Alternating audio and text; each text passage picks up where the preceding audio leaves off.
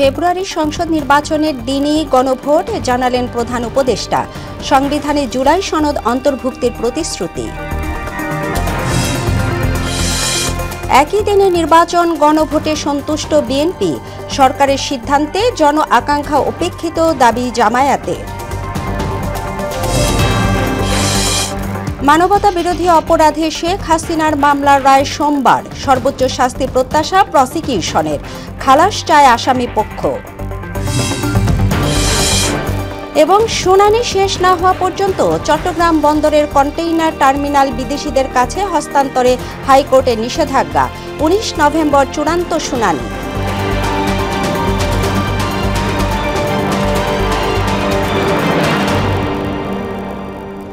আসসালামু আলাইকুম। মোহনা সংবাদে স্বাগত। শুনছিলেন শিরোনাম, পুরো সংবাদে আপনাদের সাথে আছি তাবশিরা লিজা। জাতীয় নির্বাচন এবং গণভোট একই দিনে অনুষ্ঠিত হবে বলে জানিয়েছেন প্রধান উপদেষ্টা প্রফেসর মোহাম্মদ ইউনূস। বৃহস্পতিবার দুপুরে জাতির উদ্দেশ্যে দেয়া ভাষণে তিনি বলেন, দ্বিকক্ষ বিশিষ্ট সংসদ নির্বাচনকালীন তত্ত্বাবধায়ক সরকার সহ 4 বিষয়ে হবে গণভোট। সেখানে সূচক জয়ী হলে আগামী সংসদে নির্বাচিত প্রতিনিধিদের নিয়ে একটি সংবিধান সংস্কার পরিষদ গঠিত হবে। এ সময় সংবিধানে জুলাই সনদ অন্তর্ভুক্তি করা হবে বলেও জানান প্রধান উপদেষ্টা। আরও জানাচ্ছেন রাজীব আহমেদ। জুলাই সনদের বাস্তবায়নে ঐকমত্য কমিশনের সুপারিশ সামনে আসতেই মতবিরোধ দেখা দেয় রাজনৈতিক মহলে। এমন বাস্তবতায় বৃহস্পতিবার দুপুরে জাতির উদ্দেশ্যে ভাষণ দেন প্রধান উপদেষ্টা। সেখানে জাতীয় নির্বাচন এবং গণভোট আয়োজনের সুনির্দিষ্ট দিন উল্লেখ করেন তিনি। আমরা সকল বিষয় বিবেচনা করে সিদ্ধান্ত নিয়েছি যে আগামী জাতীয় সংসদ নির্বাচনের দিনেই গণভোটের আয়োজন করা হবে। অর্থাৎ জাতীয় নির্বাচনের মতো গণভোটও ফেব্রুয়ারির প্রথমার্ধে একই দিনে অনুষ্ঠিত হবে। গণভোটে থাকবে 4টি প্রশ্ন। হ্যাঁ এবং না এর মাধ্যমে নিজেদের মতামত জানাবেন মানুষ। একই দিনে 2টি ভোট আয়োজনে সংস্কারের লক্ষ্য বাধাগ্রস্ত হবে না বলেও মনে করেন ডক্টর ইউনূস। গণভোটের দিন এই 4টি বিষয়ের উপর একটি মাত্র প্রশ্নে আপনি হ্যাঁ বা না ভোট দিয়ে আপনার মতামত জানাবেন। এতে সংস্কারের লক্ষ্য কোনোভাবে বাধাগ্রস্ত হবে না। গণভোটের সংখ্যাগরিষ্ঠ ভোট হ্যাঁ হলে আগামী জাতীয় সংসদ নির্বাচনে নির্বাচিত প্রতিনিধি নিয়ে একটি সংস্কার পরিষদ গঠিত হবে বলে জানান প্রধান উপদেষ্টা। গণভোটের সংখ্যাগরিষ্ঠ ভোট হ্যাঁ সূচক হলে আগামী সংসদ নির্বাচনে নির্বাচিত প্রতিনিধি নিয়ে একটি সংবিধান সংস্কার পরিষদ গঠিত হবে। এই প্রতিনিধিগণ একই সাথে জাতীয় সংসদের সদস্য হিসেবে দায়িত্ব পালন করবেন। তিনি জানান, উপদেষ্টা পরিষদে জুলাই জাতীয় সনদ বাস্তবায়ন আদেশ অনুমোদন পেয়েছে। শিগগিরই গেজেট আকারে প্রকাশ করা হবে। জুলাই সনদকে মূল দলিল হিসেবে ধরে নিয়ে অন্তর্বর্তী সরকার আজকের উপদেষ্টা মণ্ডলীর সভায় জুলাই জাতীয় সনদ সংবিধান সংস্কার বাস্তবায়ন আদেশ 2025 অনুমোদন করেছে। নতুন বাংলাদেশের স্বপ্ন বাস্তবায়নে মতভেদ ভুলে এক হয়ে চলতে রাজনৈতিক দলগুলোর প্রতি আহ্বানও জানান প্রধান উপদেষ্টা। আগামী ফেব্রুয়ারিতে সুষ্ঠু নির্বাচন অনুষ্ঠানের বিষয়ে অভ্যুত্থানের সপক্ষের রাজনৈতিক দলগুলোকে অবশ্যই ঐক্যবদ্ধ থাকতে হবে। রাজীব আহমেদ, মোহনা সংবাদ। ফেব্রুয়ারি প্রথমার্ধে নির্বাচন এবং একই দিনে গণভোটের ঘোষণা দেয় প্রধান উপদেষ্টাকে বিএনপির ভারপ্রাপ্ত চেয়ারম্যান তারেক রহমানের পক্ষ থেকে ধন্যবাদ জানানো হয়েছে। বৃহস্পতিবার রাতে গুলশান চেয়ারপারসন কার্যালয়ে স্থায়ী কমিটির জরুরি বৈঠক শেষে বিএনপি মহাসচিব এ কথা বলেন। এ সময় তিনি ঐকমত্যের ভিত্তিতে স্বাক্ষরিত জুলাই সনদের উপর জনগণের সম্মতি গ্রহণের জন্য গণভোট এবং দ্রুত জাতীয় সংসদ নির্বাচন আয়োজনে সরকার ও নির্বাচন কমিশনের প্রতি আহ্বান জানান। ফেব্রুয়ারি মাসের প্রথমার্ধে জাতীয় সংসদ নির্বাচনের ঘোষণা পুনর্ব্যক্ত করায় এবং সংসদ নির্বাচনের দিন গণভোট অনুষ্ঠানের ঘোষণা দেয় বিএনপির ভারপ্রাপ্ত চেয়ারম্যান জনাব তারেক রহমানের সভাপতিত্বে অনুষ্ঠিত বাংলাদেশ জাতীয়তাবাদী দল বিএনপির জাতীয় স্থায়ী কমিটির সভায় তাকে ধন্যবাদ জানানো হয়। জনগণের সম্মতি গ্রহণের জন্য গণভোট অনুষ্ঠানের এবং যথাশীঘ্র জাতীয় সংসদ নির্বাচন আয়োজন করার জন্য সরকার ও নির্বাচন কমিশনের প্রতি আহ্বান জানানো হয়। প্রধান উপদেষ্টার বক্তব্যে সবাই একমত হবেন এটা স্বাভাবিক নয়। তবে জাতীয় নির্বাচনের মাধ্যমে গঠিত সংসদেই দেশের অমীমাংসিত বিষয়গুলো নিয়ে আলোচনা ও সমাধানের পথ খুঁজে পাওয়া সম্ভব বলে জানিয়েছেন বিএনপি মহাসচিব মির্জা ফখরুল ইসলাম আলমগীর। বৃহস্পতিবার রাজধানীতে এক সেমিনারে এ কথা জানান তিনি।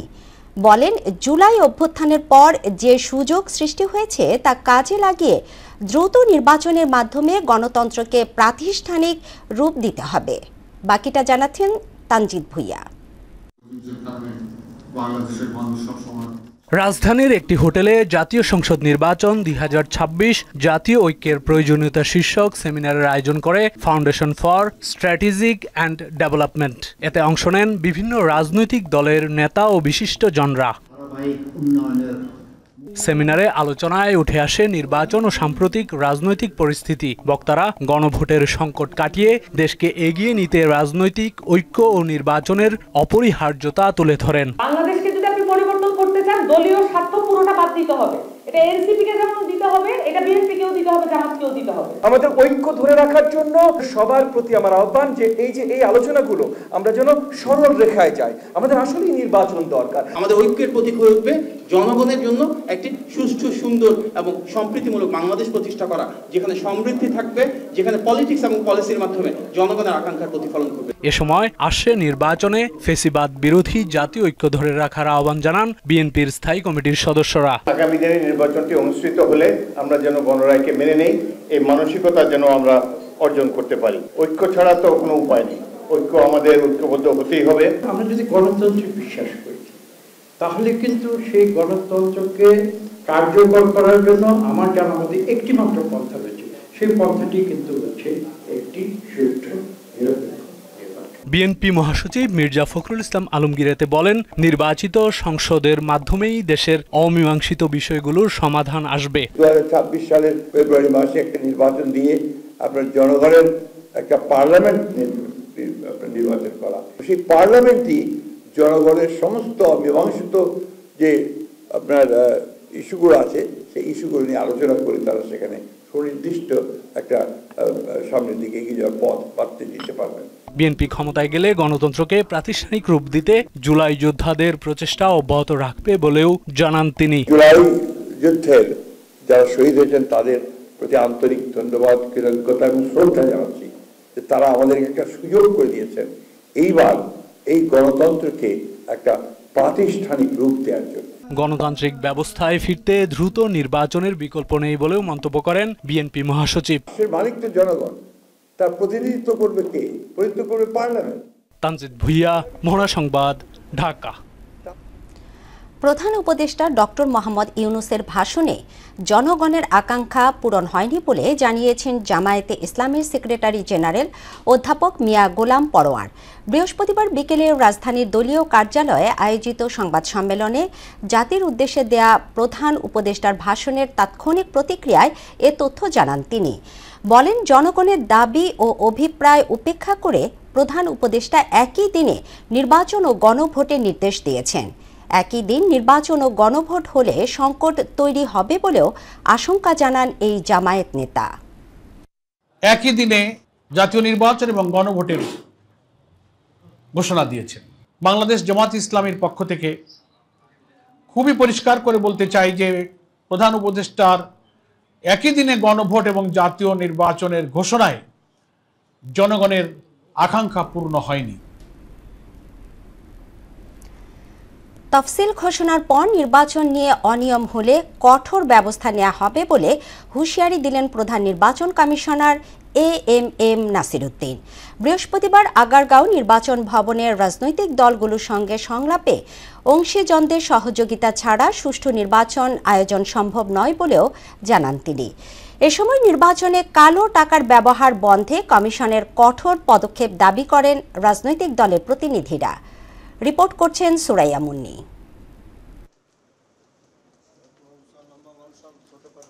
জাতীয় নির্বাচন উপলক্ষে নিবন্ধিত 12 রাজনৈতিক দলের সঙ্গে সংলাপের আয়োজন করে নির্বাচন কমিশন। নির্বাচন ভবনে সম্মেলন কক্ষে সংলাপে যোগ দেন প্রধান নির্বাচন কমিশনার এএমএম নাসিরউদ্দিন, কমিশনার কর্মকর্তা সহ 6 রাজনৈতিক দলের প্রতিনিধিরা।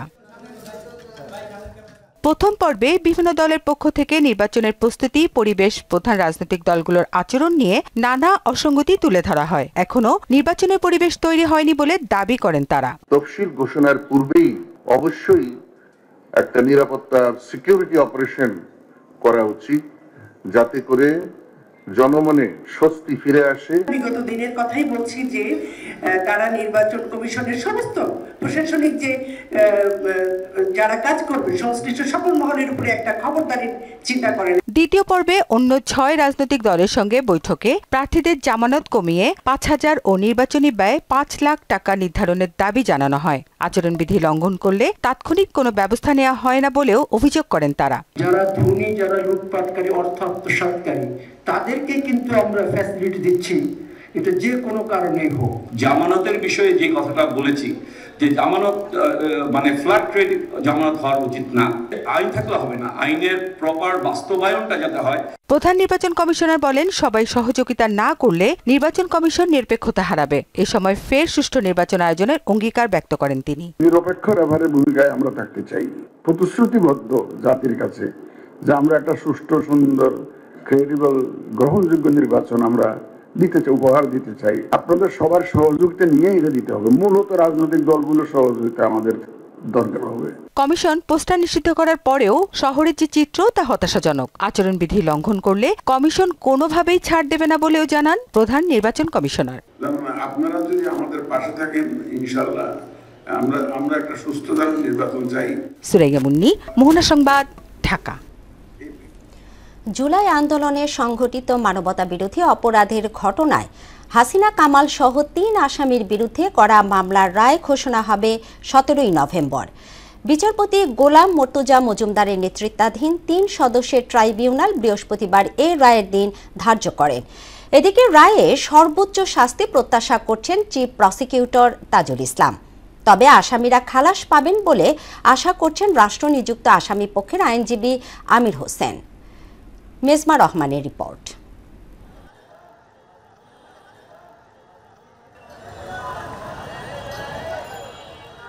এই প্রথম জুলাই হত্যাযজ্ঞের কোনো মামলার রায়ের ঘোষণার তারিখ নির্ধারণ হলো। বৃহস্পতিবার বিচারপতি গোলাম মর্তুজা মজুমদারের নেতৃত্বাধীন আন্তর্জাতিক অপরাধ ট্রাইব্যুনাল 1 ঠিক করেন রায়ের তারিখ। রায় ঘোষণার তারিখ পেয়ে বিচারিক প্রক্রিয়ার সঙ্গে সম্পৃক্ত সবাইকে ধন্যবাদ জানিয়ে চিফ প্রসিকিউটর বলেন, এ রায় ভবিষ্যতের জন্য দৃষ্টান্ত স্থাপন করবে। এই বিচার আমরা যে প্রক্রিয়ার মধ্যে দিয়ে এসেছি সেটা ট্রান্সপারেন্ট ছিল। আপনারা সবাই তার প্রত্যক্ষ সাক্ষী। এখানে অকাট্য প্রমাণ, শক্তিশালী সাক্ষ্য প্রমাণ সবকিছু তুলে ধরা হয়েছে। জাতির সামনে এই বিচার হয়েছে, আইনজীবী নিয়োগ দেওয়া হয়েছে, দুনিয়ার সামনে ক্রিস্টাল ক্লিয়ার ভাবে উপস্থাপন করা হয়েছে। সুতরাং তারা যত খুশি প্রশ্ন করতে পারেন, আইন তার নিজস্ব গতিতে চলবে, ন্যায় বিচার তার নিজস্ব গতিতেই চলবে। রায়ের তারিখ নির্ধারণ ঘিরে সহিংসতা প্রসঙ্গে তিনি জানান, বাইরের কোনো ঘটনার প্রভাব বিচারে পড়বে না। যারা উস্কানি দেবেন, যারা সন্ত্রাস করার চেষ্টা করবেন, সেই ব্যাপারে আইন অনুযায়ী রাষ্ট্রের পক্ষ থেকে পদক্ষেপ গ্রহণ করা হচ্ছে, ভবিষ্যতেও হবে। আর যে জাতি ঐক্যবদ্ধ থাকে, জনগণ যখন জেগে থাকে, সেই দেশের ভাগ্য নিয়ে সেই দেশে নৈরাজ্য করার সাহস, শক্তি কারোরই কোনোদিন ছিল না, হবেও না। এদিকে বিচার প্রক্রিয়া সুষ্ঠু ও স্বচ্ছ হয়েছে উল্লেখ করে রাষ্ট্রনিযুক্ত আসামি পক্ষের আইনজীবীর প্রত্যাশা, আসামিরা খালাস পাবেন। সাক্ষী জবানবন্দি যারা সমস্ত কিছু সমাপ্ত করেছেন এবং তৎপরবর্তীতে রায়ের জন্য দিন ধার্য করেছেন, এর জন্য তাদেরকে আমার ধন্যবাদ। আমি মনে করি যে আমার সাক্ষীর যে সমস্ত জবানবন্দি হয়েছে, তার প্রেক্ষাপটে যে সকল জেরা হয়েছে, সবকিছু মিলিয়ে আমি বিশ্বাস করি আমার আসামিদ্বয় খালাস পাবে। দীর্ঘ 5 মাসের বিচারিক প্রক্রিয়ার মধ্য দিয়ে রায় গড়ালো জুলাই হত্যাকাণ্ডের প্রথম কোনো মামলা। মেজবা রহমান, মোহনা সংবাদ, ঢাকা। জুলাই হত্যাযজ্ঞ মামলার রায় নিয়ে জনমনে কোনো শঙ্কা নেই উল্লেখ করে স্বরাষ্ট্র উপদেষ্টা জাহাঙ্গীর আলম চৌধুরী বলেন, সবার সহযোগিতা থাকলে শেখ হাসিনাকে ফিরিয়ে আনা সহজ হবে। বৃহস্পতিবার দুপুরে সচিবালয়ে সাংবাদিকদের এক প্রশ্নের জবাবে তিনি একথা বলেন। কার্যক্রম নিষিদ্ধ আওয়ামী লীগের কর্মসূচি ঘিরে ছোটখাটো কিছু ঘটনা ঘটলেও সরকার ব্যবস্থা নিয়েছে বলেও দাবি করেন স্বরাষ্ট্র উপদেষ্টা। ওইরকম বড় ধরনের কোনো সমস্যা নাই, ছোটখাটো দুই একটা ঘটনা ঘটছে, এটা আপনারা মিডিয়ায় দেখছেন, আমিও দেখছি। এবং এইটার ক্ষেত্রে সাথে সাথে কিন্তু আমরা অ্যাকশন নিই। না না না, কোনো শঙ্কা নাই, আল্লাহ দিলে সবাই সহযোগিতা থাকলে অবশ্যই সহজ হবে। কার্যক্রম নিষিদ্ধ আওয়ামী লীগের লকডাউন কর্মসূচি ঘিরে জোরদার ছিল ঢাকার নিরাপত্তা ব্যবস্থা। বিভিন্ন গুরুত্বপূর্ণ মোড়ে বসানো হয় চেকপোস্ট। সড়কে কম ছিল গণপরিবহনের সংখ্যা। এদিকে নাশকতা ঠেকাতে শাহবাগ সহ বিভিন্ন সড়কে অবস্থান নেয় রাজনৈতিক দলের নেতাকর্মীরা। আরও জানাচ্ছেন এমআর আসাদ। লকডাউন কর্মসূচির দিন রাজধানীর বিজয় সরণির চিত্র এটি। সড়কে যানবাহনের চলাচল থাকলেও সংখ্যায় তা কম। নিরাপত্তা রক্ষায় পুলিশ সদস্যদের পাশাপাশি দেখা গেছে সেনা ও বিজিবি সদস্যদের। এদিকে নাশকতা ঠেকাতে রাজধানীর বিভিন্ন পয়েন্টে রাজনৈতিক দলের নেতাকর্মীরাও অবস্থান নেন। দেখা যায় কয়েকটি মিছিল। জুলাই হত্যাকাণ্ডের দায়ে আওয়ামী লীগ নিষিদ্ধের দাবি জানান তারা। শেখ হাসিনা জাতিসংঘের রিপোর্ট অনুযায়ী যে 1400 মানুষকে হত্যা করেছে এবং 16 বছরে 10,000 মানুষকে হত্যা করছে, তাহলে ইকুয়াল টু 11,400। আমাদের দাবি হচ্ছে তাকে 11,400 বারে তাকে ফাঁসি দেওয়া হোক। শেখ হাসিনার জন্য বাংলাদেশের এই 18 কোটি 20 কোটি মানুষ সঠিকভাবে চলতে পারতো না, সঠিকভাবে ভোট দিতে পারতো না, একটা আয়নাঘর তৈরি করে জিম্মি করে রাখতো। এইটার প্রতিহত করার জন্য আমরা উদ্যোগ নিয়েছি। আওয়ামী লীগের কর্মসূচি ঠেকাতে জনগণ স্বতঃস্ফূর্তভাবে অংশগ্রহণ করছে বলেও দাবি করেন অবস্থানকারীরা। আজকে সারাদিন রাস্তা অবস্থান করব, তাদেরকে যেখানেই পাবো সেখানে আমরা তাদেরকে ঠেকিয়ে দেব। আমরা যেখানে পাবো তাদেরকে গণদোলাই দিয়ে আমরা পুলিশের কাছে হস্তান্তর করব। নিজে দিল্লি, ছেলে আমেরিকা, মেয়ে লন্ডন, এখানে বসে এই যে গরিব মানুষগুলোরে মার খাওয়াইতেছে। তো বাংলাদেশের মানুষের আওয়ামী লীগ যারা করেন একটু বলি ভাই, একটু প্লিজ নিজের বিবেকটারে বর্গা দিয়েন না। সারাদিনের পর বৃহস্পতিবার রাতের পুরোটাই এ পাহারা চলমান রাখার কথা উল্লেখ করেন তারা। এমআর আসাদ, মোহনা সংবাদ, ঢাকা। আর্জেন্টিনা ও আয়ারল্যান্ডের সঙ্গে অর্থনৈতিক ও কূটনৈতিক সম্পর্ক জোরদার করতে দূতাবাস খোলার অনুমোদন দিয়েছে উপদেষ্টা পরিষদ। বৃহস্পতিবার উপদেষ্টা পরিষদের ৪৮তম সভায় এ বিষয়ে অনুমোদন দেয়া হয়। প্রধান উপদেষ্টার কার্যালয়ে অনুষ্ঠিত সভায় সভাপতিত্ব করেন ডক্টর মোহাম্মদ ইউনুস। মন্ত্রিপরিষদ বিভাগের দেয়া তথ্যে পররাষ্ট্র মন্ত্রণালয়ের প্রস্তাব অনুযায়ী দুই দেশে দূতাবাস খোলার বিষয়টি অনুমোদন করেছে উপদেষ্টা পরিষদ। আয়ারল্যান্ডের রাজধানী ডাবলিনে এবং আর্জেন্টিনার রাজধানী বুয়েন্স আয়ারেসে দূতাবাস দুটি চালু করা হবে। চট্টগ্রাম বন্দরে নিউ মোরিং কন্টেইনার টার্মিনাল পরিচালনায় বিদেশি কোম্পানির সঙ্গে চুক্তির চলমান প্রক্রিয়া কেন আইন বহির্ভূত ঘোষণা করা হবে না, এই মর্মে জারি করা রুলের চূড়ান্ত শুনানির জন্য 19 নভেম্বর দিন নির্ধারণ করেছেন হাইকোর্ট। বৃহস্পতিবার বিচারপতি ফাতেমা নজিব ও বিচারপতি ফাতেমা আনোয়ারের হাইকোর্ট বেঞ্চ এই দিন ধার্য করেন। একই সঙ্গে চট্টগ্রাম বন্দরের new mooring container terminal rule শুনানি শেষ না হওয়া পর্যন্ত বিদেশিদের কাছে হস্তান্তর করা হবে না বলে আদালতকে আশ্বস্ত করেছেন attorney general Mohammad Asaduzzaman. High court এলাকায় নীল রঙের ড্রামের ভেতরে ২৬ টুকরা মরদেহের পরিচয় মিলেছে। আঙুলের ছাপের মাধ্যমে খণ্ড বিখণ্ড লাশের পরিচয় শনাক্ত করা হয়। বৃহস্পতিবার সন্ধ্যায় লাশ উদ্ধারের পর শাহবাগ থানার ভারপ্রাপ্ত কর্মকর্তা খালিদ মনসুর এ তথ্য জানান। পুলিশ বলছে মৃত ব্যক্তির নাম আশরাফুল হক। তিনি রংপুরের মদরগঞ্জ উপজেলার গোপালপুর নয়াপাড়া গ্রামের আব্দুর রশিদের ছেলে। বৃহস্পতিবার রাতে শাহবাগ থানার ওসি খালিদ মনসুর জানান, আঙুলের ছাপের মাধ্যমে খণ্ডিত মরদেহের পরিচয় শনাক্ত করা হয়েছে। বিদেশে অর্থ পাচারের প্রমাণ পাওয়ায় ঢাকা দক্ষিণ সিটি কর্পোরেশনের সাবেক মেয়র সাইদ খোকন সহ ৩ জনের বিরুদ্ধে মামলা করেছে দুর্নীতি দমন কমিশন দুদক। এই মামলায় অন্য আসামি তার বোন শাহান হানিফ ও পিএস রাজু আহমেদ। বৃহস্পতিবার বিকেলে দুদক কার্যালয়ে ব্রিফিংয়ে এসব তথ্য জানান দুদক মহাপরিচালক আক্তার হোসেন। তিনি বলেন, তাদের বিরুদ্ধে ৫৪ কোটি ৭৮ লাখ টাকার মানি লন্ডারিংয়ের প্রমাণ মিলেছে। সিটি ব্যাংক এক্সিম সহ মোট ৭টি ব্যাংক হিসাবে এফডিআর এর মাধ্যমে এসব অর্থ পাচার করা হয় বলেও জানান তিনি। ব্যাংকের নিজস্ব জেনারেল লেজার হিসাব ব্যবহারের মাধ্যমে মোট ৫৪ কোটি ৭৮ লক্ষ টাকারও বেশি অর্থ পুনঃ লেনদেন ও লেনিংয়ের মাধ্যমে মানি লন্ডারিংয়ের অপরাধ সংঘটিত করায় তাদের ৩ জনের বিরুদ্ধে দণ্ডবিধির সংশ্লিষ্ট ধারা, দুর্নীতি প্রতিরোধ আইন ১৯৪৭-এর ৫-২ ধারা এবং মানি লন্ডারিং প্রতিরোধ আইন 2012 এর সংশ্লিষ্ট ধারায় আরও একটি মামলা রুজুর সিদ্ধান্ত গৃহীত হয়েছে।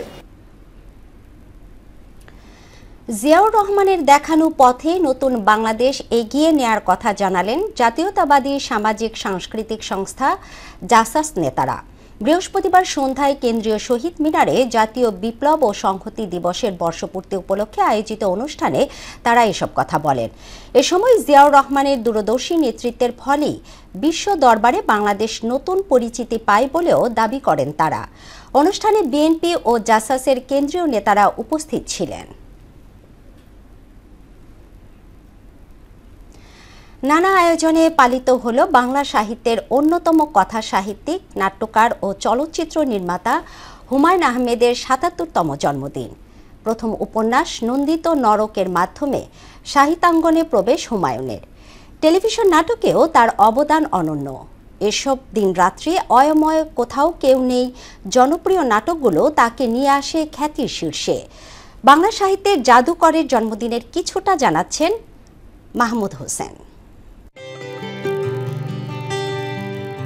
বাংলা সাহিত্যের জাদুকর হুমায়ুন আহমেদ 1948 সালের এই দিনে ময়মনসিংহের নেত্রকোনা জেলার মোহনগঞ্জ উপজেলার কুতুবপুর গ্রামে জন্মগ্রহণ করেন।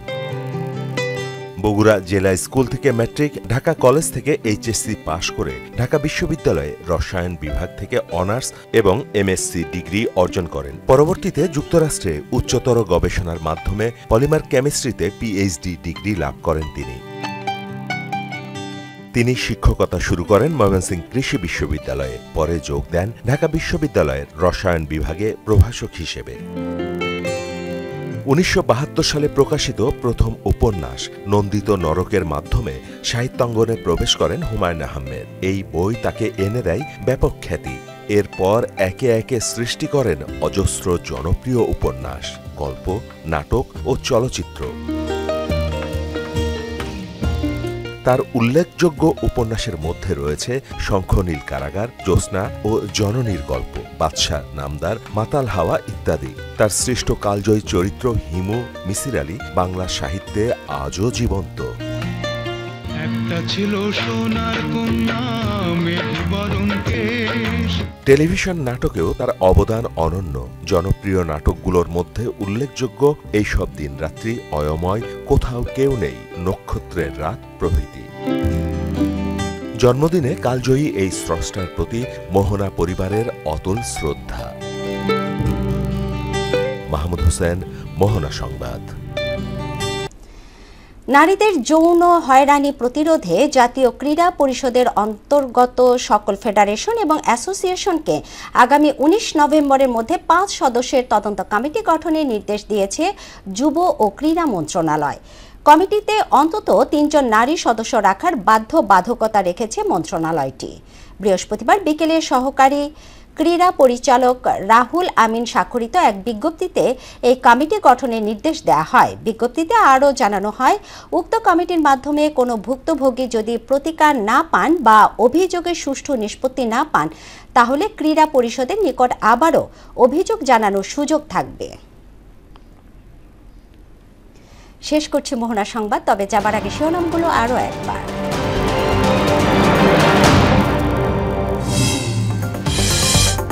ফেব্রুয়ারির সংসদ নির্বাচনের দিনই গণভোট জানালেন প্রধান উপদেষ্টা। সংবিধানে জুলাই সনদ অন্তর্ভুক্তির প্রতিশ্রুতি। একই দিনে নির্বাচন, গণভোটে সন্তুষ্ট বিএনপি। সরকারের সিদ্ধান্তে জন আকাঙ্ক্ষা উপেক্ষিত, দাবি জামায়াতে। মানবতা বিরোধী অপরাধে শেখ হাসিনার মামলার রায় সোমবার। সর্বোচ্চ শাস্তি প্রত্যাশা প্রসিকিউশনের, খালাস চায় আসামি পক্ষ। এবং শুনানি শেষ না হওয়া পর্যন্ত চট্টগ্রাম বন্দরের কন্টেইনার টার্মিনাল বিদেশিদের কাছে হস্তান্তরে হাইকোর্টের নিষেধাজ্ঞা। 19 নভেম্বর চূড়ান্ত শুনানি। এই ছিল মোহনা সংবাদে। মোহনার সবশেষ খবর জানতে ভিজিট করুন www.mohona.tv। সংবাদ দেখতে পারেন ফেসবুক, ইউটিউবেও। এতক্ষণ সঙ্গে থাকার জন্য ধন্যবাদ সবাইকে।